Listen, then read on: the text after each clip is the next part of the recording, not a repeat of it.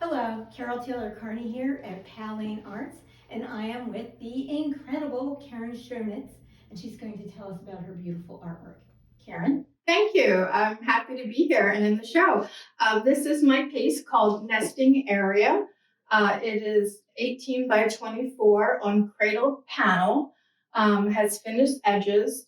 The medium is cold wax and oil paint.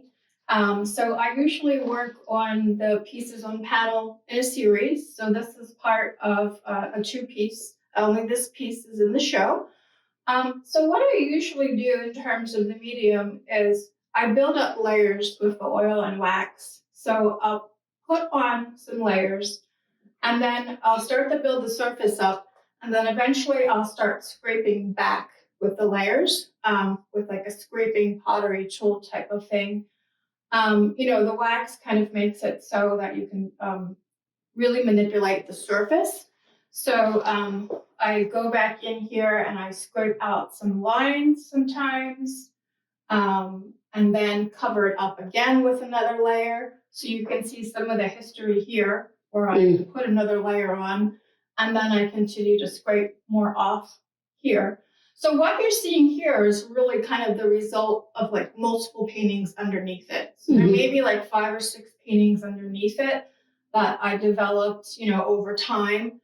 And then I also work back into it, with different techniques. Like this is an oil stick, which gives me a little more immediacy that I can just go in and draw some areas like that. Where, as you can see with the wedge, with the oil and wax squeegee that I use, it kind of gives me a more squarish, rectangle. So what I'm trying to do is really look at kind of the balance between, the angle rectangles and then some of the more gestural circle areas, So I try to kind of push and pull a composition that's something that I like, towards the end. Well, Hans Hoffman would have loved it. He's all about the push-pull, and you really can see that where certain things seem to settle back with each other, and then we get this green square. And the green square is like, I'm stepping forward, but I'm little, so it's okay. I love how you're doing that. Also, I noticed that some of your scraping mark making gets picked up by these surface marks that you're doing. Are you reacting while you're doing this, or do you have a plan? Yeah, that's a good question. There is no plan to this. It's all based on intuition. So I do kind of scrape in and scrape out multiple times. So there's really no plan. And then I go back into it with a wax crayon as well. Yeah, no, and your colors all stay very vibrant and lovely, because you would think that some of your yellows in particular would get muddy, and they don't. They stay nice and crisp. And then you have these earth tones that really seem to settle things in places. So along with the push-pull, I'm thinking about Hans Hoffman, of course, when you come up with your color palette, do you have a planned palette? How did you come up with the one for this? That is a good question too. I try to think a lot about transparency and opacity in the work. A lot of this turns up flat, so I try to think about areas that I could have more transparent, where you can see that history that's being worked in there.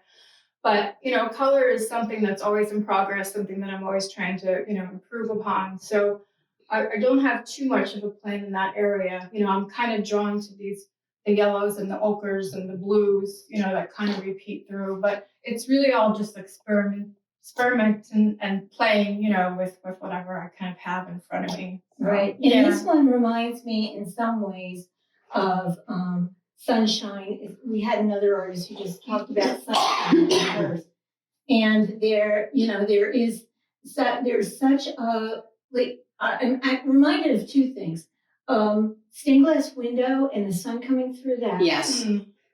Or quilts, believe it or not, because of the way you've pieced it together. Do you use any particular thing from, this is obviously an abstract. Do you use anything that from your real world in thinking about your composition or how you're going to handle these?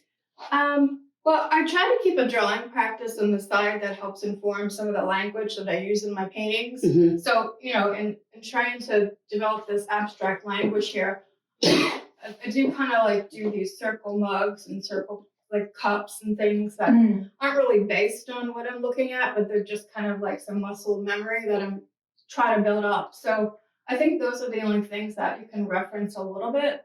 I think maybe that's what you're asking, like if there's any employment. Yeah.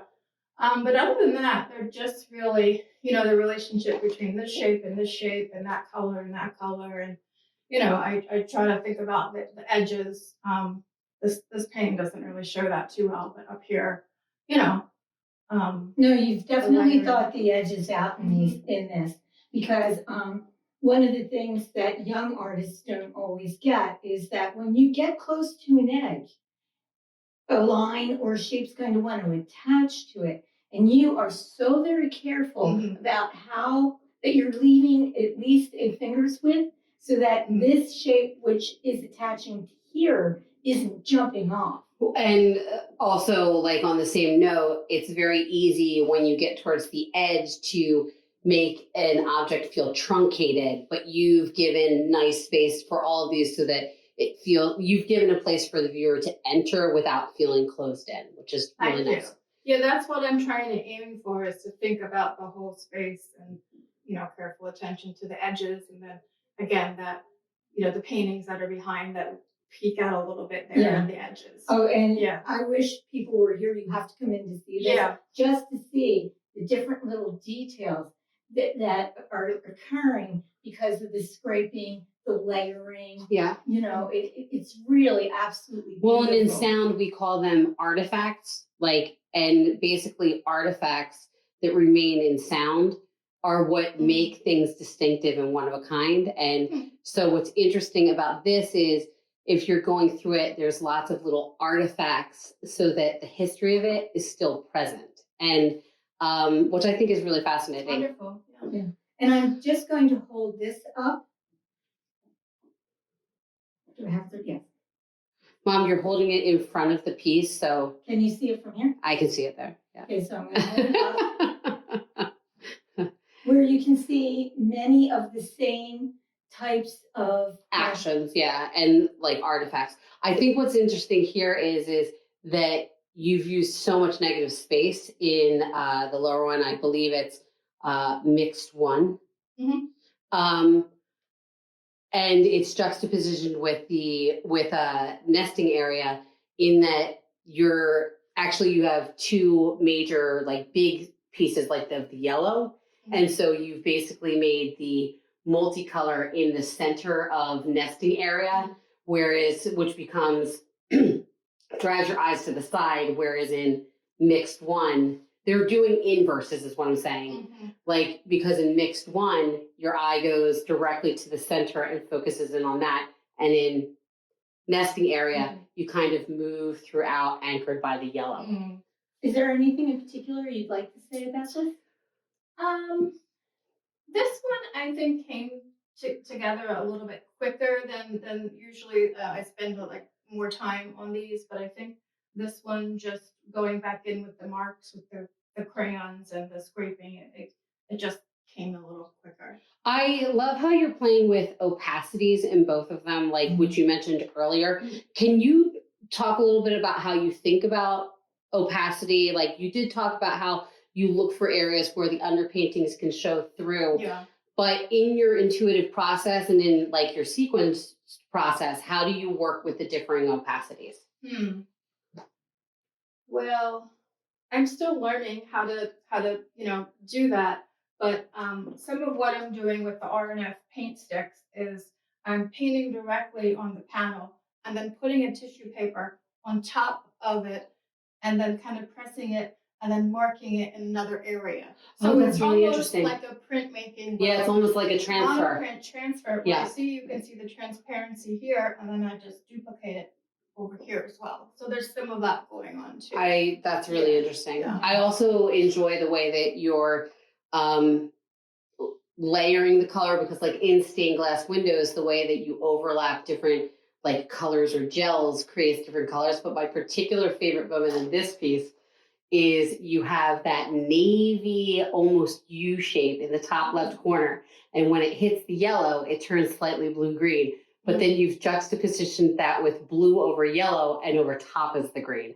And that to me is just joyous. So I'm sure it was intuitive, but it's also like a nice twist on the form. We just are saying you have a great eye. You have a great eye for color, This is especially. great feedback, yeah. So, Thank you. we hope that you will come see Karen's work in our juried show. Mom, would you like to say the dates? No, because you know I don't know them. That is accurate. She's not a time person. So please come see Karen's lovely work from now through May 14th during our juried show. Thank you so much, Karen. Thank you.